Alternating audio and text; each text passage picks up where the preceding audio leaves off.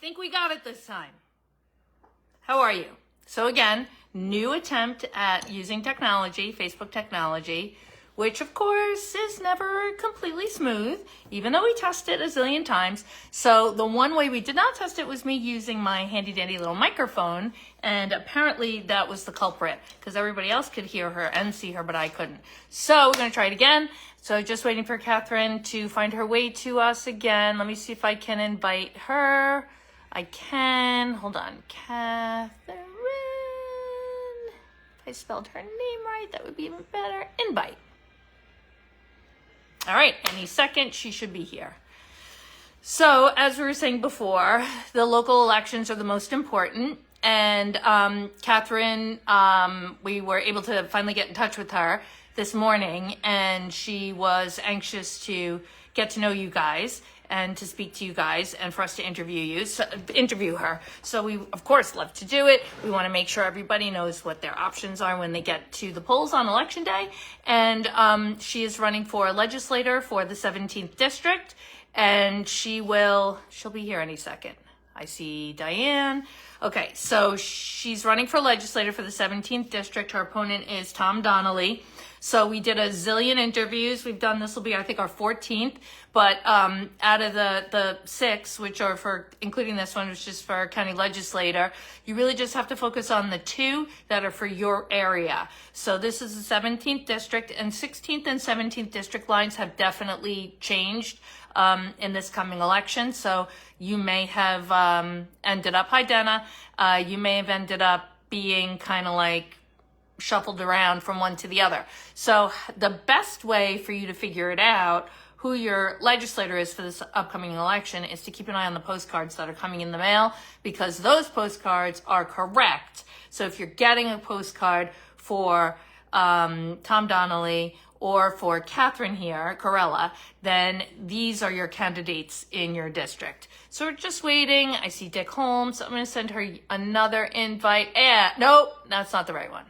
Hold on. Let's see. Let me do this again.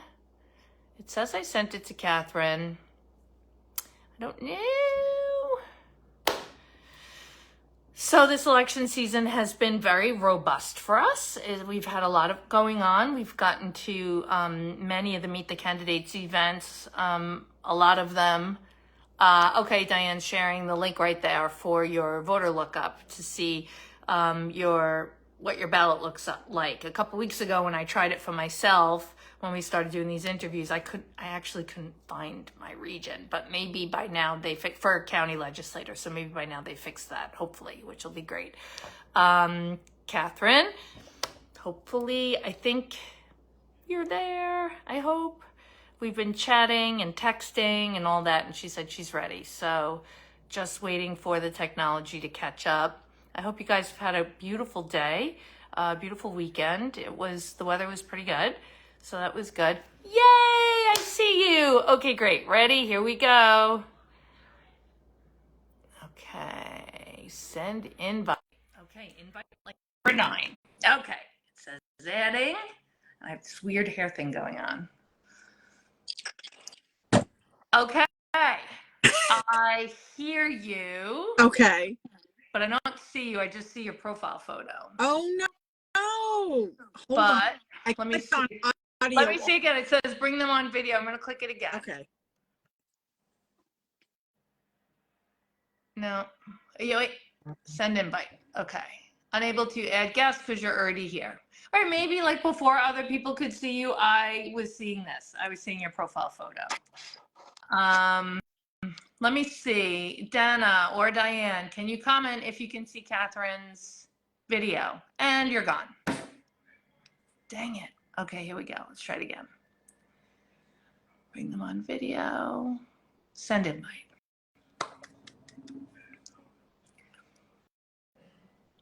Just audio. Ah, there she is.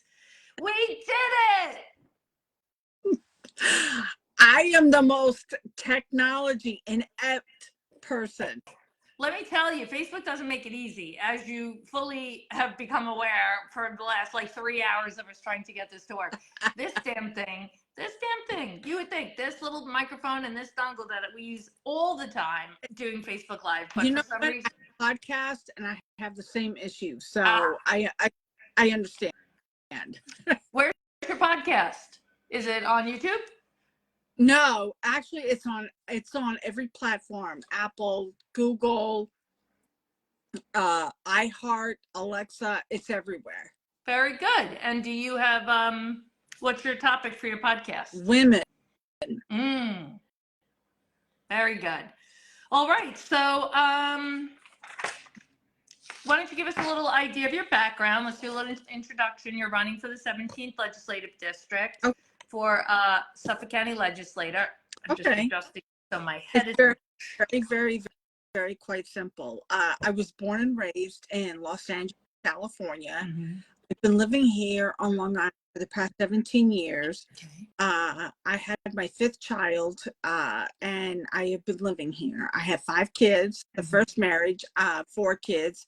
The 5th one, my 5th baby, she's 17. And so I have been living here since 2006 in December. I am Mexican and Cuban American. I am the first generation born here. My parents had learned the language, became citizens, and became Republican. I was a Democrat for 30 years, a little over 30 years, when bail reform came out, and I saw the list of offenses that was supplied to me by Senator Phil Boyle, who I supported as a Democrat, and he's a Republican. I jumped ship and went to Republican.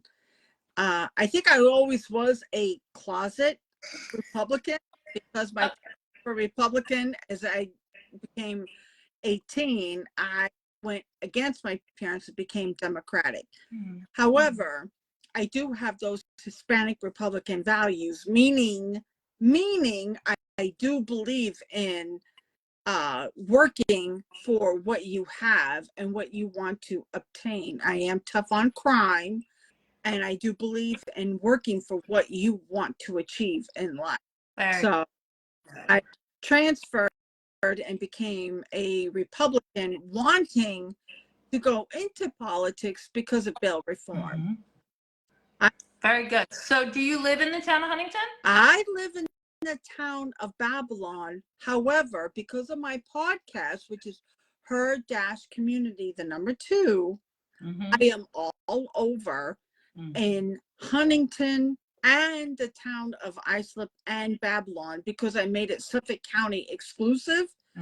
So my concerns are all over Suffolk County. Gotcha. And Babylon is actually in the 17th district. Yes, it is. Parts of Babylon, Islip, and Huntington are in the part of the 17th district, which I am running against. It's kind of a weird district. It's like just a long, pretty cool. It really is. And I do enjoy Huntington and South Huntington. I've been campaigning there, and the people, I have to tell you, the people of Huntington have a lot of concerns. Yep. A lot. Yeah, and we've been told by the police commissioner, Rodney Harrison, who's now resigned, but that Huntington is the most civically engaged community that he has in all 7 precincts, that we just are on it. You cannot get one over on us at all. We want to know everything that's going on around us. Exactly. And I like to hope that our group might be a little bit of a reason for that, of why everybody's paying attention so much now. But it's a great thing to be civically engaged like this. So we're very lucky about that. I agree. So I know question number 2 is specific to, is the Suffolk County Legislator position a full-time job at 40 hours a week? And with prior candidates, we have kind of honed that into that it's a 30-hour-a-week job as per the legislation, and 35 hours a week is technically full-time. So I guess we could pivot and say, if elected, will this be your only job, or will you be doing something else? You know what? I'm going to be honest with you. It's going to be full-time, and it's not even going to be any type of hours committed. It's going to be a full-time, life absorbed. I have my fifth child, and she will be going into she'll be going to college next year in 2024. She'll be graduating and going in. I have 5 children. 4 had to move out of state because I wanted them to move out of state because I didn't want them to be dependent. I wanted them to be financially independent and to grow. And the same thing with my 5th child. She is in high school at Deer Park, and I want to be able to thrive in Suffolk County. And she wants to become in the medical field. She doesn't know yet. She has her eyes in a university here in New York, and she wants to stay here. I want to stay here, and I want to make sure she's able to stay here and thrive and raise a family, buy a home, and live decently like our grandparents did. Even though my grandparents were from another country and my parents, but the idea is for them to thrive and to have the all-American dream, home ownership, career, raise a family, and to be able to thrive and put money away in the bank for when they retire. It's a good goal, and it is a struggle. There's no doubt about it. So we're going to be touching on that with our questions here about the housing cost and everything. Yes. So are you going to give up your podcast? Your podcast is your current job? Everything Suffolk, if I get elected, Suffolk County is going to get 150% of me. There are no hours. Hours. It's going to be my life goal, because it's not about me. It's about our future, our generation, the next generation, which is generation, I believe, Z, is going to take over Suffolk County. And I want to make sure they have the resources and the capability to run the county. So when I retire, I'm able to afford to live here and thrive as a senior. I'm 54 years old, and I'm already thinking about the costs. And actually how to live here. Because you and I are the same age. I don't know if you know that. So I want to be able to stay here on Long Island to thrive, because I don't want to continue to be, I'm already a grandmother. However, I'm a Facebook grandmother, and I don't want to be that. My daughter to marry and have children, and for me to babysit and continue to help and be a part of my grandchildren's lives and hug them physically and babysit and watch them grow. And I want to watch my daughter grow. She loves the Northeast and she loves New York, and she stay here. And I don't want to talk her out of anything else. I gotcha. All right. What skills or qualities do you have that you think will make you a great legislator? Well, you know what? I'm going to be honest with you. Everybody talks about this great education that they have. I'm a mother of 5. So that alone, I know how to referee. I know how to compromise. Okay. I've been married, divorced. I know how to compromise. I have been with a huge company, Walmart, for so long. And I know what it takes to make people happy and want to stay where they're at. So communication, compromise is the key to get things done. And you know what? I'm all ears. I'm not a one-party type person. After being a Democrat for 30 years and jumping ship and going to Republican, I am my own person. And I want to listen to everyone, whether you're a Democrat, independent, whatever. You got ideas? You got a solution? I'm all ears. Sounds great. I have a being from California, I have an open mind, and I want to hear from everyone. That's great. I do. All right. Can you give an example of 1 or 2 situations that required creative, out-of-the-box solutions that you are proud of? Yeah, I'll be honest with you. While I was working for Walmart, and we had drivers come in and they had to unload And so what I did was I create a certain system to where we would count and be available, because they would always come overnight and hurry up and be let's see, accountable for what they were delivering, so they can hurry up and leave and go back home to their families.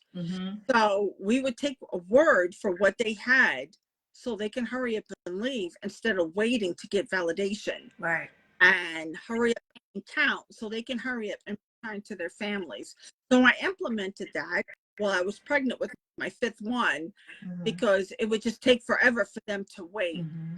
And the number one goal was to return back to their families, because Walmart is nationwide. Actually, it's global.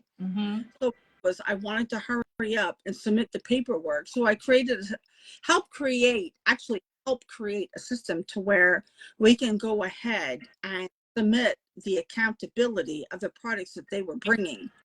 Great. I was very happy to be part of that, even though I was not pregnant when that finally got finalized.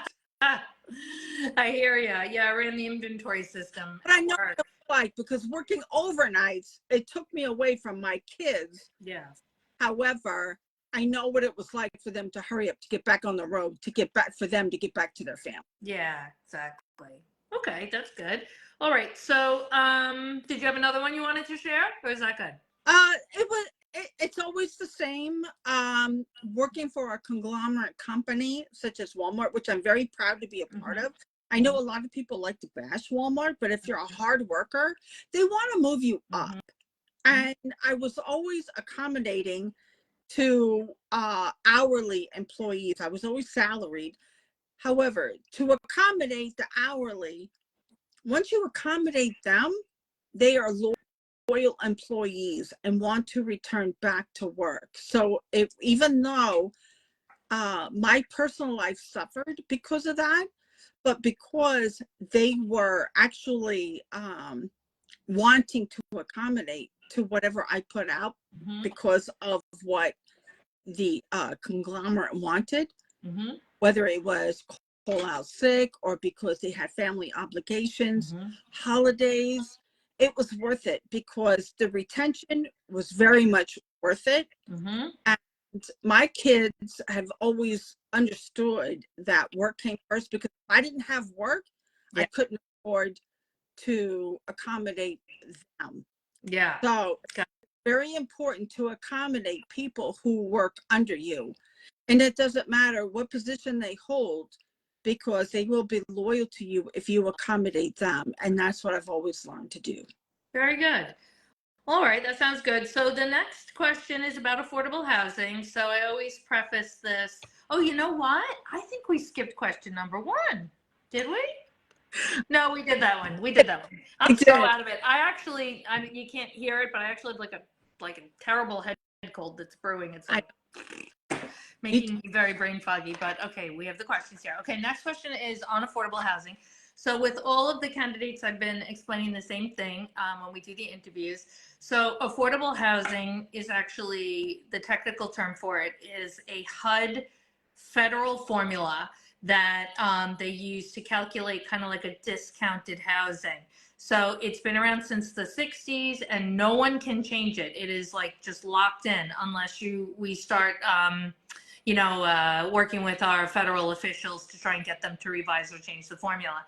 So the formula is basically like 80% of the area median income, and it's based on your family size, and that's what the rent ends up being. So that's like, there's like a discount of the rent. So we see, of course, in Huntington, whenever we have the affordable units that the town conducts the lottery on and they come up, we invariably always have comments in our group where members say, well, that's not affordable. So unfortunately, the word affordable is subjective for each person and each family unit. But for the purposes of this conversation, we're going to talk about affordability as the formula. And essentially, it ends up being workforce housing when you talk about affordable housing, and not low income housing, right? So it ends up being like just a little bit of a discount and not this huge, help for, people who have low income. All right. So the question is, our town desperately needs more affordable workforce housing. despite Huntington's very robust affordable housing requirement with a zone change, with the cost of land, materials, labor, and taxes, developers frequently claim it's not possible to build an entire affordable housing project. What more can the county do to help motivate or incentivize affordable development, in your opinion? Well, you know what? I'm going to tell you, incentives and zoning. Okay, so tax breaks is the number one issue that would make developers develop affordable housing. Okay, and I'm not talking about projects or anything like that. We just basically need affordable housing, and developers are open to incentives, tax breaks. Right. Okay? So with the biggest industry that we have here is retail. Retail pays nothing. So we need to bring industry here. Okay. More and more conglomerate companies are withgoing the traditional educational status quo, where they need to have a bachelor's degree, undergraduate degree, graduate degree, and instead go with experience. However, we do need affordable housing, which means that we need developers to develop housing with tax breaks and incentives for affordable housing. We're not talking about projects. We're talking about just basic needs, basic affordable housing, whether it's Huntington, Deer Park, or anything like that, where it's just basically medium. We need that. So we need to give the developers the tax break. We need to give them incentives to go along and to build and to accommodate. We need landlords that have to give them the tax breaks and the incentives to, hey, you know what, lower the costs, you know? Yeah. We need to give them, because the only reason why it's so expensive, because they have costs that need to be met. But we need to lower, because everybody is fleeing New York State. And what happens when everybody leaves? What do we have here? Yeah. You know, we need to keep people here. Listen, I know I am a tax-paying, I'm a resident, okay, that is going into politics, not to become a politician, but to become an elected official to help. I want my fifth child to be able to afford a house, to have an income and a career. She wants to go into the healthcare system. Okay, so I want her to be able to here, be able to take care of our aging population and be able to afford a home. That's all. Maybe it's selfish because I want in-state New York grandkids, but let me tell you something. There's a growing number of people who do not like seeing their kids having to move out of state to be able to buy a home and to thrive. Very true. You're right. We hear it over and over again. 4 of them live out of state.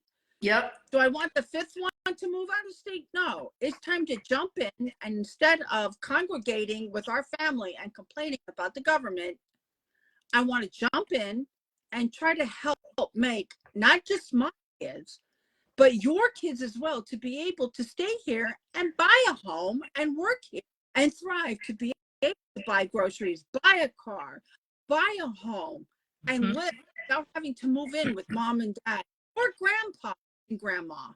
Yeah, very true. Okay, great.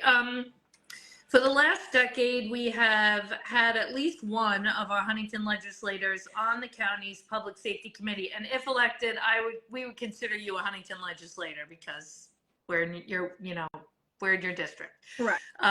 So at least one of our Huntington legislators on the county's Public Safety Committee, which has screened each new police commissioner and brought new technology and resources to our SCPD 2nd Precinct, including more officers and equipment. What public safety priorities do you have, and how would you work with other layers of government to achieve them? Well, I'm going to tell you this right now. I am a huge communicator, and the number one pet peeve I have is being misunderstood. So yes, I am Mrs. Repeat and Repeat because I don't want to be misunderstood. I think it's very important to collaborate with the precincts. Okay. Also to address substance abuse and addiction with our precincts. I want to make sure that our precincts have the most up-to-date training, anything that they need. Okay. Public safety is number one to feel safe. Okay. I am a crime show buff. Okay. I am from LA area. Okay. So our precincts need the most up-to-date technology, equipment, and training consistently. If realtors need training constantly, think about it, realtors, okay, and finance, Wall Street, if they need the most up-to-date training, so do our precincts. And you know what? They want it, they need it, and they have to have it. Also, community engagement, preventative community policing is very essential. That came about after the Rodney King riots, right? And I was living, community policing is essential to where the community feels absolutely connected to our police department, to where they feel safe. And we need that. We need community to be able to communicate with our police department to let them know what's going on in our community. We need our police officers engaged with the community, with meetings, community involvement. The only way that we can obtain this crime prevention. And we need to be strict. We need bail. We need them to be held accountable. This theft that's going on in our retail is ridiculous. I'm sure you see it a lot, right? I'm not looking to just arrest everybody, but we need to hold the repeat offenders accountable. Right. Our police officers, I hate to listen, my children, the first 4 that I was married to, their dad was an officer with LAPD. The second one, the 5th one, her dad is a retired NYPD. I have the utmost respect for police officers. I know what it's like that when they go away to work, are they coming home that night? And what do I tell my children? Yeah. What do I tell my child? We need them in our support. 150%. Excellent. Yep, we do. They do. And everything that they get comes from the county. Exactly. The county oversees absolutely everything. Absolutely. With their training, their equipment, their support. Yep. They need. Yep. And the training, especially the training, because it changes day by day. Yeah. So officers need to be trained to what to look for, what to look into, and to be empathetic, well, as compassionate. And they can be.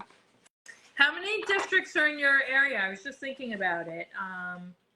I have the town of Huntington, the town of Babylon, and the town of Huntington. And the town of Islip you have too, right?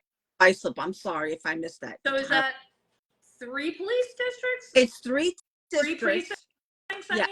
So you have the 2nd, the 1st, and the 3rd, right? Exactly, yes. Okay. Yeah, I don't know if any of the other legislator has that many. You know, meaning the way the lines are drawn. I'm not sure. That's interesting.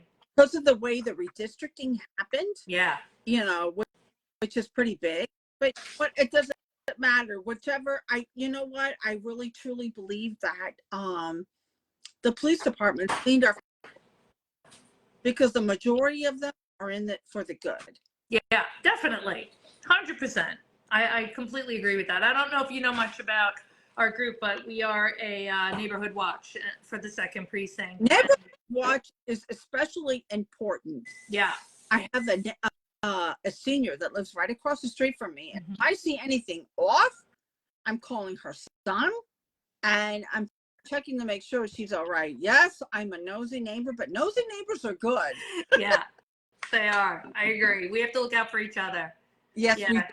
We have to work together. All right, so the next topic is the county has received significant funding from the lawsuit suing opioid drug manufacturers for lying about their medications' addictive properties. The funds are earmarked to be spent on treatment, prevention, and support services for the addicted. How would you like to see the funds spent, with a caveat that we already know that the way the program works is that nonprofits and other organizations have to submit projects to the governing body out of the county that then gets reviewed and approved. But if you had the power to select how the money should be spent, what would you like? But I always believe education and awareness is number one. Okay, because if you don't know, you don't know. But once you know, you know. So education and prevention is number one. Rehab is essential. Okay, rehab housing is also very, very important. Okay. There's a I'm shortage. I have a very addictive personality, meaning it's so funny because I tell my daughter, you know, I know what it's like to have an addictive personality. Not everybody has it, but one year it'll be pumpkin pie. The next year it'll be chocolate. Mm-hmm. Oh, but it's the same thing with any type of drug or coffee or anything like that. Okay. So what's going to happen if I'm addicted to pumpkin pie or chocolate? I'm going to gain weight. Okay. So I have to reprogram myself. Now, does that hurt anyone? No. However, drug and alcohol can affect the community. Okay. So we need the awareness. We need education. We need the mental health support with that, because that also intertwines with addiction, with mental health. I agree completely. Yeah. It's We definitely need to understand that. We need to put that out there. And we also need empathy and we need compassion. And not straighten up. You know what you're doing. No. We need empathy and we need compassion with that. right. Not everybody is strong-minded as the next person. Yeah. You know, I admire people who are strong-minded that can dictate what they do in life. Okay, whether it be with diet, exercise, whether it be with drugs, alcohol dependence, whatever. Not everybody's wired the same way. So we need that for other people who are not as lucky as that. Right. So I agree. we need to make that access to everyone. And you know what? And it's not a Republican or a Democrat. It's a human thing. Right. To be honest with you. Yeah. Because I've been a Democrat. I've been a Republican. I know what it feels like. And we need that. We need the empathy. We need the compassion for everybody. Because if the sufferers don't have that, how are they supposed to deal with that? If there's no help, if there's no housing, if there's no mental stability, how are they supposed to progress? How are they supposed to be a contributing member to society? So we have to look at it at a different, listen, there's so much going on in the world. We need that empathy and compassion to help people move on and forward. Yeah. Yep. Sounds great. The next one is, I mean, it kind of repeats a little bit in number 7, but number 8 is to discuss physical and mental health as far as the county goes. What improvements do you propose? So there is a mental health crisis right now. I mean, it's definitely a public health crisis, and there's a huge issue in finding providers, you know, with the various insurance companies, because a lot of mental health providers don't take insurance anymore, so they're not getting compensated fairly. And then we have fewer and fewer, you know, options as a community to get help. So what improvements do you propose if elected on the county level? Well, you know what? Times are changing. So it's no longer about PPOs or HMOs. So there's a growing number of people who maybe it's, you know what? It's really hard to say because there's a lot of people out there who don't grow up with the best circumstance. Right. And so we have to, as a community, we have to accommodate for that to get them maybe on the best track, whether it be therapy, maybe it be some type of mental medication, or anything to that matter, to where they can help put them on the pathway to become, again, to become a productive member of society at all costs, you know. And I'm not ashamed to admit it. At one time I was, but I'm not anymore. I take medication for myself and therapy and become a productive member of society. And yes, I understand I need to take care of myself mentally with maybe I need to take a setback. Maybe I need to concentrate on me. Maybe I need to go to church more often or prayer, whatever works for me. Right. And I do take medication because everybody is wired differently. Yeah. And it should never, ever be a stigma for mental health. Mental health is vital and important because if we don't have that, that's why we have work related violence. They have nowhere to turn to. They have no medication. They have no area of retreat. Right. It's such a stigma. And we need to erase that, and we need to put their vital mental capabilities for these people to able to embellish in what is going on with them, and to talk to someone without being afraid, as labeled as you're insane, you're crazy, and they're not. Everybody's not crazy. They just need help. And the sooner they admit it and go after that because they feel comfortable. I couldn't understand why I was always tired. I was always frustrated. I was always stressed. Listen, new mothers, even when they have a third or fourth kid, there's a lot of heavy on them. Yeah. They don't have a place to go to. If they don't have any type of medication to help the imbalance, how are we supposed to? It all goes down to empathetic and being compassionate. Yeah. That's all it takes. And to be able to talk to someone, feel comfortable in talking to anyone, whether it would be a doctor, maybe a therapist, anything. Everybody's afraid of the stigma, and they shouldn't be. Very good. Very good. Sorry, excuse me. Next question is about the environment. Go on, because I'm very thirsty. I just swallowed my own spit down. I'm trying to choke myself here. Right down the wrong pipe. Okay. Environment. What will you propose or do to help get our beaches usable after it rains? I'm not sure if, I'm sure you have the same issue on the South Shore, but North Shore, every time there's a heavy rain, we lose all our beaches. They close for high bacteria levels. So it is said that toxic rainwater runoff is responsible for most of our beach closures. How do you plan to address this? Well, I'm going to be honest with you. Born and raised in California, I have a very good awareness of the environment. Okay. I made Long Island my home in 2006. So the beaches, again, are my concern. Okay. Because I go to the beach a lot in the summertime and in the winter time to see the sunset or whatever.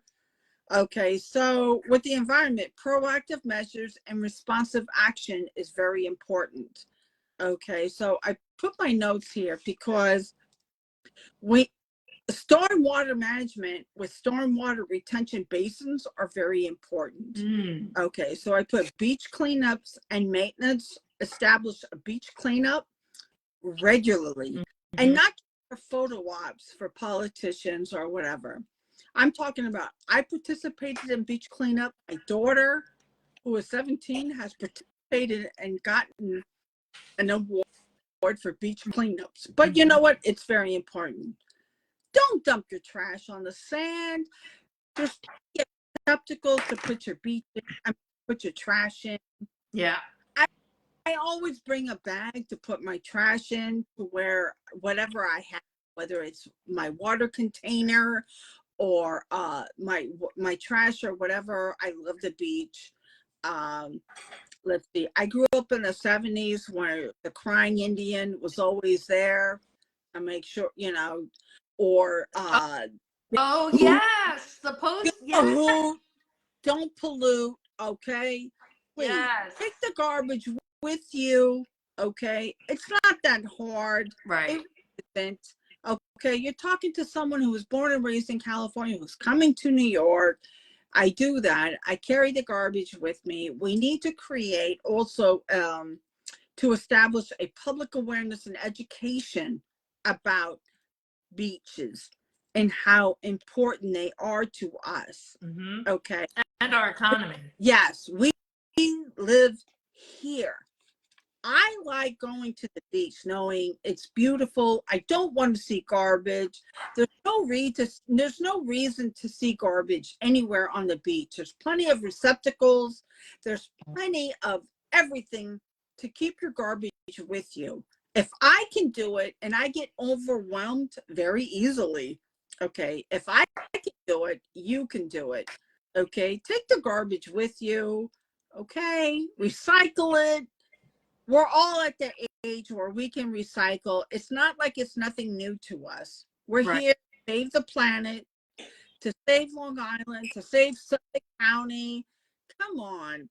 It's not that hard. It really truly isn't. I don't want to hear I'm busy. Listen, I got 5 kids and I work full time. Okay. I know it's like to be busy. I've always carried the dirty diaper in my bag back to my car.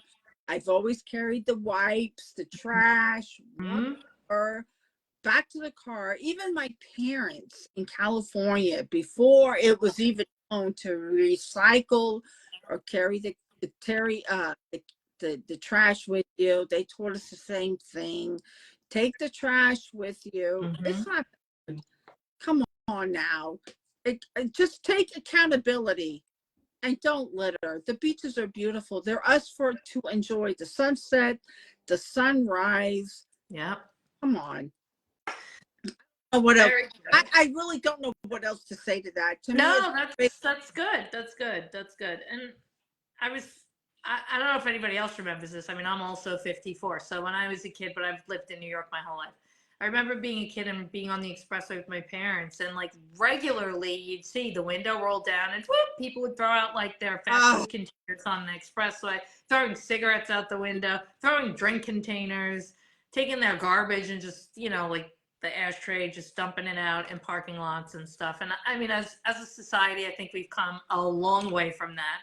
You don't commonly see that anymore, like hardly never. So I still see it, and it takes a lot of me to not approach that person and say, "Hey, what are you doing?" Yeah. I just shake a lot of restraint. They see that and they're embarrassed. Yeah. But come on, we have to be. Come on. Yeah. This is Long Island. Yeah. Yeah. Long Island. We have to do better, for sure. Absolutely. All right. So our next topic is roads and infrastructure. So that is like a super important part of being a county legislator. Yes, is public works, and it may not, and sewers is also part of the topic, but it may not be incredibly exciting, but is absolutely vital to the health of our island and our community as residents. So how do you feel about, are there any changes you would make to the current program? Absolutely. Okay. You know, years ago, I used to take my daughter. We would drive on Sunrise Highway from Deer Park to Islip. I would take her to dance, and she was about 12 years old, and the thing she would say is, "Mom, the roads, Saxon Avenue off of Sunrise Highway." She says, "Mom," she says, "you would think with all this money, why are we driving in horrible roads?" And you know what? She's right. There's no reason to. Yes, we have asphalt, we have snow, we have cold weather, extreme weather, stuff that I never experienced growing up in Southern California. Oh, that's true. We never had potholes or anything like that. However, I did start experiencing that. But you know what? From what I understand, Andre Sorrentino from Huntington is fabulous. Oh yeah. we're a big fan. He's figured out a way to, With the I mean, it's kind of a quick example. Like, you know, we've learned about the process of the highway department over the years, and why everything got so bad was used to be they had all kinds of in-house staff at the highway department. I'm sure other towns have done this too. You know what? Like in the 60s. Him, and instead of buying new equipment, Right. he buys older equipment and fixes them up to save the taxpayer money so he can accommodate the potholes on our roads. And let me tell you something, he has done a fabulous job. Yeah. And you know what? And I've seen that, the difference between working in Huntington and in Babylon, and you know what? And I'm going to be honest with you, I'm not afraid, and you probably by now, I'm not afraid to speak my mind, but Babylon blows with, because I don't like, I drive an expensive car. My Audi, my Mercedes, and when something happens to where it has to be fixed, with the amount of taxes that we pay, why are we driving on roads that look like my parents used to drive in Tijuana when we used to go visit my papi and abuelita? Shouldn't have the taxes that we pay. So I want good roads. And with Huntington, with Andre Sorrentino, with his philosophy, his trend, they're always fixing the roads. It should be that way with Islip and Babylon. Okay? With the amount of taxes that we pay, I want to drive on clear roads. I want to drive on straight roads. That means that somebody has to pay attention to those roads. It has done. We pay good taxes. Any thoughts on sewers? I know you guys have sewers a lot more on the south, in the No, south than we I do. have 2 cesspools. Yeah. And But your community, doesn't your community have a lot more sewers? Like Huntington, we have so few. South Huntington, we have none. We're about to get some. okay. In Huntington State. So far, Wyandanch and North Babylon have received sewers. So that's another thing that we need to do, sewers. It's an assessment and long-term planning that can make significant progress. Okay, but we need to do that. And that also, when we go to sewers and involve in a Hyperion treatment plant, will improve our water quality. Right. Okay, so we need to move ahead quickly with that, because you know what, cesspools, the wastewater goes into the groundwater, and you know what, it's not a good thing. It was a good thing 40, 50 years ago. Right. Not now. Right. No. Now that they're also aging, and also now that our population is so huge, it's a lot to ask. We're in a to where the cesspools could collapse. And what happens with that? Yeah. Get death. And you know what? And not just that, it's our water quality. Listen, I know I grew up like, again, with Southern California. We had to put a gallon bag in the water tank to make sure we were not using a lot of water when we flushed the toilet. Oh, I remember wow. we would get a summons if we were watering our grass before 6 o'clock p.m. This is in the 80s. So listen, I know. Yeah, my family in Arizona has to do that too. What? Yeah, they live, yeah. Precious. And we need to switch over to sewers. We need to make sure that everybody is educated and know what's going on with our water resource. Just because we live on an island, it doesn't mean that we have this exuberant amount of access to clean water. Right. If Very true. everybody thinks that, that's why we need the education, and we need to switch to sewers as soon as we can. Sorry, everybody. My husband is next to me making his dinner, so if you can hear. Yeah, no, just a little. That's okay. You're good. You're good. At least you're not popping popcorn. So It's important. seriously. All right, so you are shush. You're supposed to be invisible. Shush. See, if I had the microphone and it worked the way it was supposed to, then you wouldn't even hear him. But oh well. All right, so now there is the very big conversation around the water bill with the legislative race. So do you have any thoughts about that? Do you want to like give a little background on that to the people watching who may not know? It should have been on the ballot. It should have been on the ballot. It was a political ploy not to put it on the ballot because it would have drawn more Democratic voters. But you know what? Because there was a small tax involved, but you know what? It's not about Democrat or Republican. It's all about Long Islanders and the water quality. I agree. So because we did get some revised information on it, some background information, we kind of pieced together what happened from talking to all the different legislators that have been seated and were part of the process as well. The bill that was written came down from New York State. So it wasn't actually drafted by Suffolk County. It was like legislation that came down from the state that the county basically had two choices, yes or no. Yes, put it on the ballot as a referendum, no, don't. And yes, it does involve a 1/8% increase in our sales tax. So that's why it needs a referendum. But then there's the parameters of what the money is going to be used for, which is in the thing that has to be approved. So we found out that it was written by a state legislator, Fred Thiel, whose area is very eastern Long Island. So his area, they don't have a lot of sewers, and they won't be able to use sewers out where he is very much because they're all really spread out.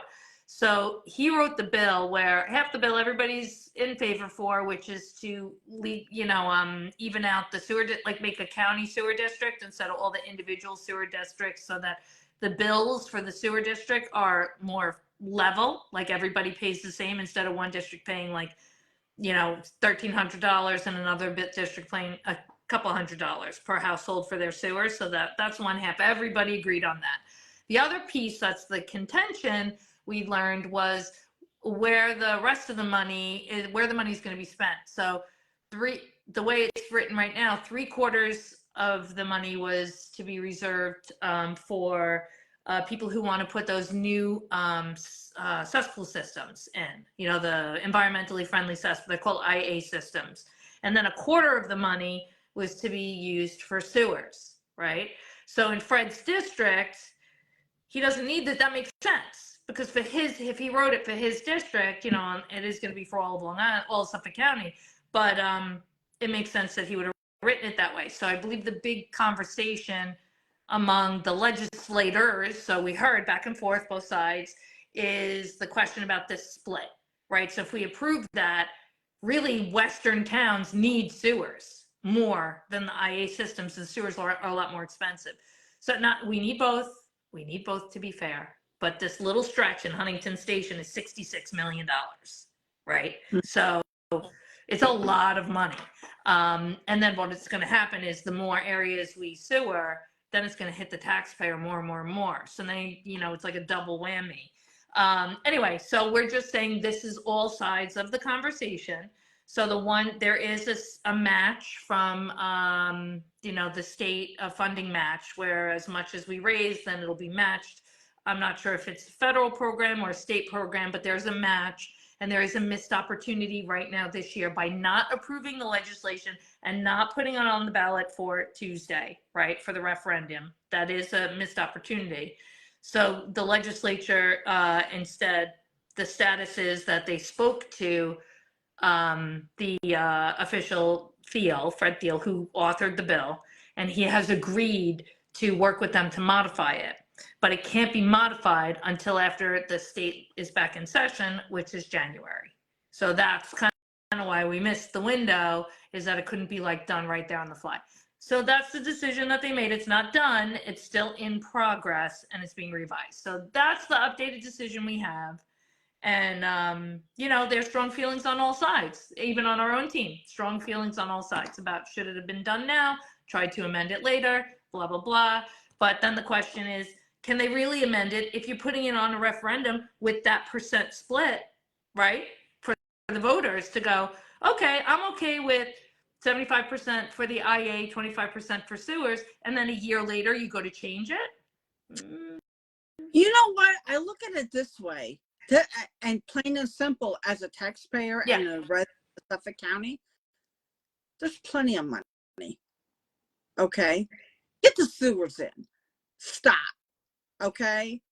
It's just plain and simple. Get the sewers in. Stop with this mumbo jumbo, making the voters I feel like it's like to confuse them. Get the sewers in. Stop with this already. With this, it's just ridiculous. I'm very plain and simple. Yeah. Very black and white. I'm not a great person. I'm not. I am such a cut from my dad, who was a Mexican national who became an American citizen, a Republican, and very black and white. Stop with this. Yeah. Okay. Yeah, it took us forever to get the sewers in Huntington. I don't know. It's been like 8 years. You know what? And you know what? You and you've been talking to me about, profanity or whatever. Sometimes it has to be used. But you know what? I always say this, no matter what, even no matter the job I'm working on, cut the shit. Let's get this done for the residents, for the consumer. Okay? It's not about you.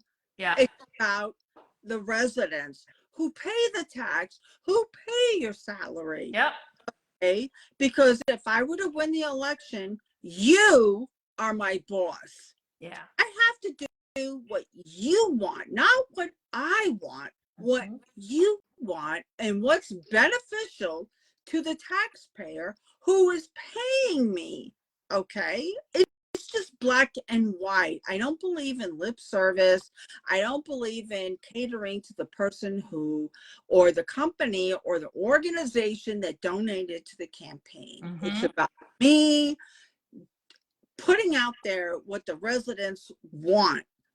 It's not about what I personally want. It's about what the residents want and their children.